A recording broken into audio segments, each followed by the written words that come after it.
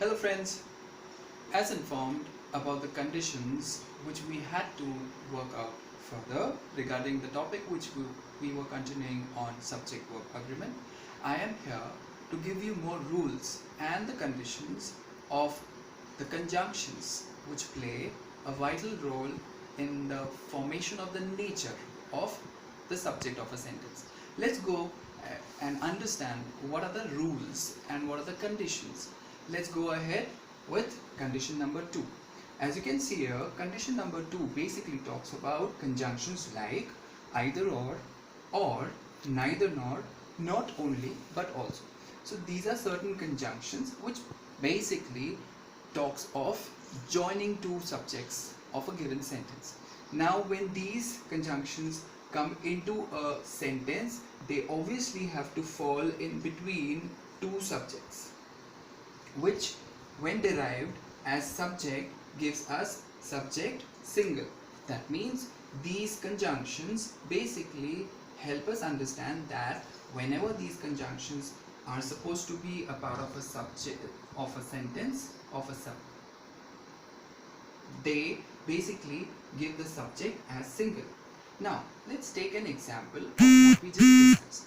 If I have an example like Ram or Radha, with the relative verb in the predicate is are on the bus, I would probably talk of what am I basically using or joining my subjects with the conjunction.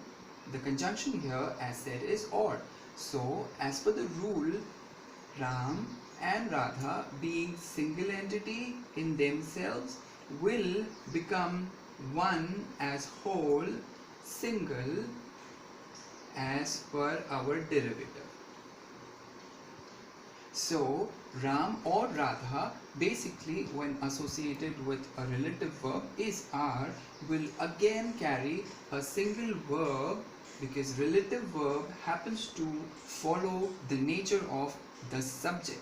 So since Ram or Radha when combined with or becomes single in nature, the relative verb will be single, and thus the sentence becomes Ram or Radha is on the bus. That is the agreement between the verb and the subject of the sentence.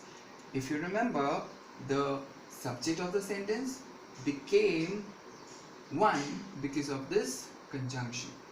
Again, let's take one more sentence based on action verb. So if you remember, the rule of action verb is it always goes against the nature of the subject. Since we talk of Ram or Radha travels to Mumbai, since this whole subject becomes single because of this conjunction, the action verb will ought to be opposite in nature. You got it right. So when we talk about Ram or Radha travels, it will support S. That means it will work out as Ram or Radha travels to Mumbai. I'm sure this is the base which I have got it clarified for all of you. So what we have understood here is condition 2 basically talks of these conjunctions, and with these conjunctions into a sentence, the subjects become single in nature. Coming on to the further aspect of the same condition. So if you have these conjunctions in a sentence but the nature of the subjects differ, say for example we have either the wind or the waves are strong. So with this construction of the sentence, what I can understand here is the wind has to be a single entity, as well as the subject, the waves, has to be a plural entity. When these two different natures of subject are combined by a conjunction or either or, that is when we need to have a proper calculation. The rule says the nature of the second subject influences the nature of the verb in condition 2. So what we are talking about here is either the wind or the waves. So the waves basically comprises of subject which is second in command. So the nature of the second subject influences the nature of the verb. So this being plural, we will pick this relative verb, because what we know is the nature of the relative verb always follows the nature of the subject. Good. In other ways, if I had a sentence which was made with an action verb, let's work out how will the sentence change. Either the wind or the waves makes that sound. Since we know that the wind happens to be single in nature, the waves happens to be plural in nature.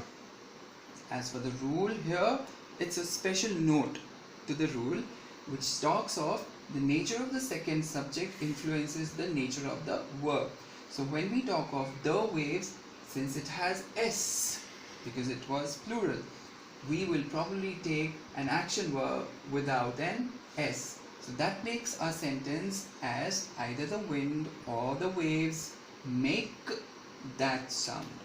This is what is understood as the subject's agreement with the verb of the sentence. Let's go ahead with condition number 3. I am sure you will slowly, when you practice it, you will slowly get an understanding of all the rules. Well, condition 3 basically talks of conjunctions which are again like as well as, along with, together with.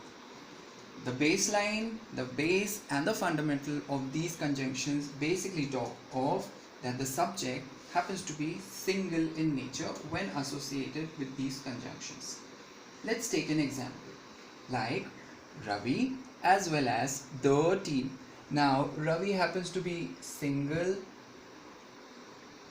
and the team happens to be a collective noun which is always taken as single entity or single in nature. So we have single and single associated with a conjunction which falls under condition 3. So what is condition 3? We'll go ahead and understand. But condition 3 or the conjunctions in condition 3 basically talks of when they are associated, when the subjects are associated with conjunction which fall under condition 3, the subjects are again considered single. Same, Ravi as well as the team takes the decision. Now, since this whole happens to be single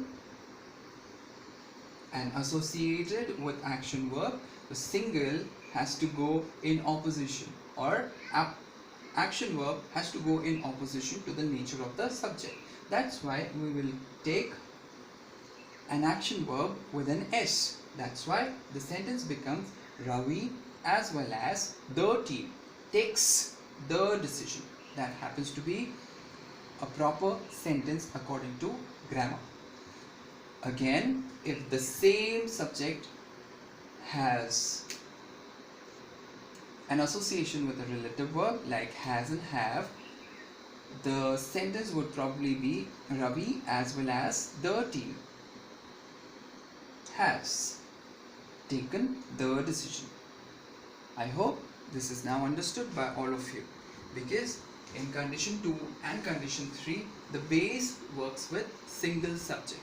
Alright, but then there's one catch. As we had a catch in condition 2, we have a catch in condition 3 as well. So if you can see this, what I have written here is the nature of the first subject influences the nature of the verb in condition 3. That's why the conditions differ and the conjunctions play a vital role. Excuse me for that. So let's take an example. What is the first subject talking? In this sentence, as we had it here, I have the same sentence here, but the working, the calculation, the grammatical aspects change. So let's understand. The wind as well as the waves. This time I have this conjunction which falls under the category of condition 3. So the wind as well as the waves are strong. Now I have this option here, as I have this option here. This is a relative verb and this an action verb. So what will happen here is, if I have this, what I have to specifically spot here in grammar spotting is that I have subject which is single associated with a conjunction, and then this is again a subject which is plural in nature. So as per the rule of this conjunction, it talks of that the nature of the first subject influences the nature of the verb. Same is the case with this. This will influence the nature of the verb, which is action in nature. So now, what will be the sentence? The sentence would rather be the wind as well as the wave is correct. Should I go ahead? Yes. So the wind as well as the waves is strong. What is the rule? The rule talks of when in this condition or in this conjunction, the nature of the first subject influences the nature of the verb. Same is the case with this. So if this had to be single subject, this would ought to be with an S. That's why the sentence would be the wind as well as the waves mix that sound. Why did we take mix? Why? Because as per this conjunction, or else conjunctions which belong to condition 3, the first subject influences the nature of the verb, any kind of verb. Okay, I'm sure this is all good with all of you. Go ahead, practice it. Alright, coming down to condition number 4. Condition 4 basically talks of collective nouns. Now, when we talk of collective nouns, if you remember, I had this particular example which I'll probably take you down to this. If you remember, the word team happens to be a collective noun, and I'm sure you are all aware of collective noun. So when we talk of collective nouns, we talk of something which is single, which is collected in a group. So when we talk of collective nouns, I have some examples like Parliament. By the way, Parliament is basically talked about as MLAs and MPs, member of legislative assemblies. But then when you have this word in English grammar, you would probably be referring to Parliament or group of owls. Alright, when we talk about school, we are referring to group of fish. Alright, flock, fleet, council, jury, pack, herd, pride, family, society, community. All these are basically collectives or collection of some aspect of humans or animals in a way, or birds. Well, when we talk about these, the condition 4 basically refers to as base formula would be, or an understanding or concept would be, that when these words play the part of subject of a sentence, the subject ought to be single in nature.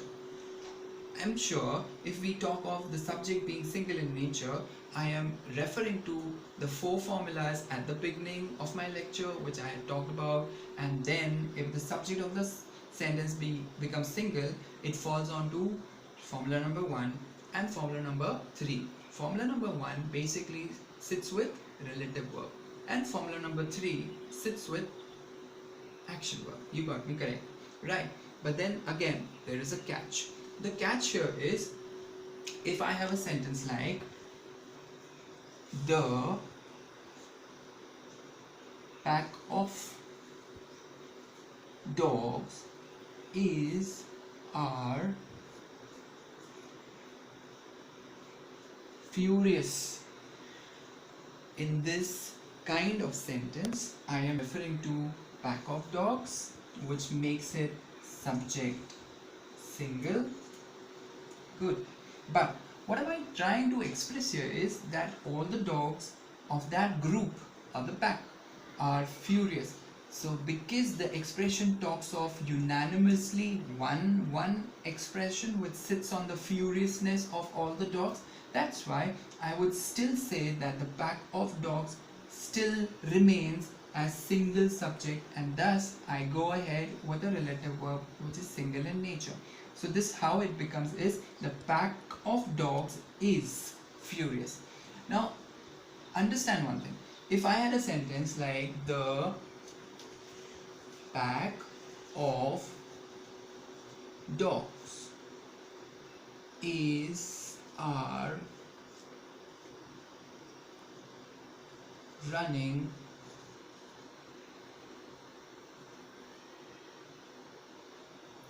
just running. Okay, fine, let's end it up with this particular word.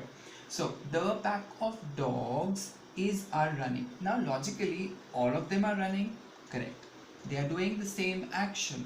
Since the pack is doing the same action, it ought to be that they are running, it's understood. But the expression here should also be understood as, are they running in the same direction, or they could be running in the different direction.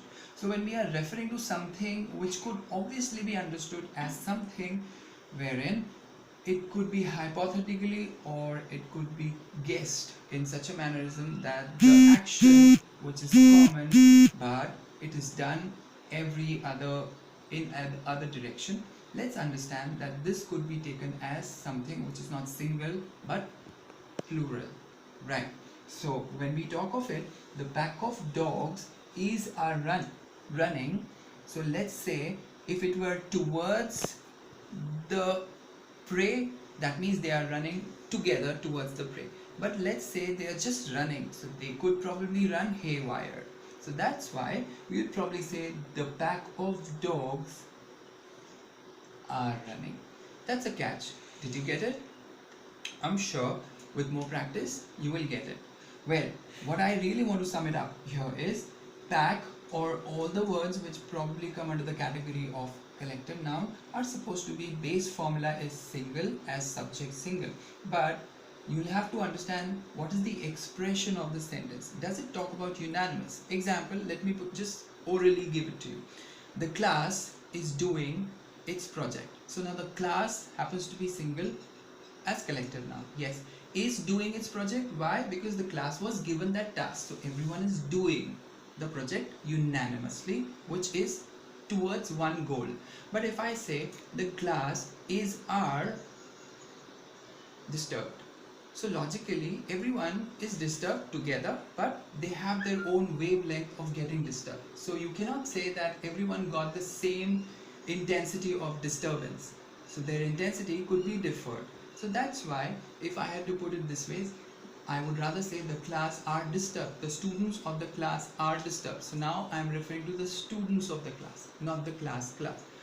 But again, coming back to it, the class are disturbed based on the information they got. So everyone had their own information and everyone got disturbed in other aspects. That's why this would rather be a part of this concept. Well, last but not the least, I want you to follow me, and I'm really sorry about the disturbance. I hope I make the video enough informative for you guys to be appropriate, or for you guys to probably get the best of the idea in grammar. Well, last but not the least, I wanted to take you to this part of the chart, and the part basically talks of pronouns which could be a part of the sentence. So if I had a sentence which had these kinds of pronouns, now I have given you a graph here. Pronouns can be single in nature, they can be plural, as well as they can be singular and plural. Now how does it become that way? So let's build up a sentence with this, or maybe any of this. Like for example, I just take a random this word like everyone. So everyone as a pronoun, it's an indefinite pronoun by the way. So everyone in the class are studious. So if I say everyone, I believe that I am referring to all these pronouns, indefinite pronouns, which are single in nature. So if my subject of the sentence belongs to an indefinite pronoun which is single in nature, obviously it will sit with a single natured relative verb, or else it had to sit with a action verb which has s. Yes, you got me right. Second, if I have these kinds of pronoun like both, few, many, several and others, they are specifically plural in nature. So if you understand and identify the nature of the subject, I am sure you will be able to identify and associate the correct action verb and relative verb with it for the sentences agreement, or the subjects and the verbs agreement. Okay, these words like none. Now what happens is, if I give you an example, because these indefinite pronouns sit with both single and plural. So if I have none of the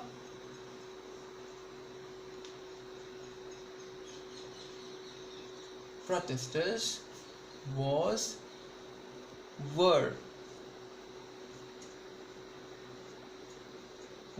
present. So if I have none of the protesters, logically none with the protesters. Why? Because this happens to be an associate subject of this word. So none of the.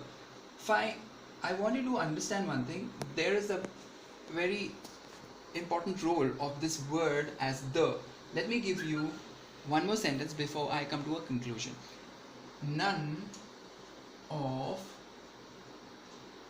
those protesters were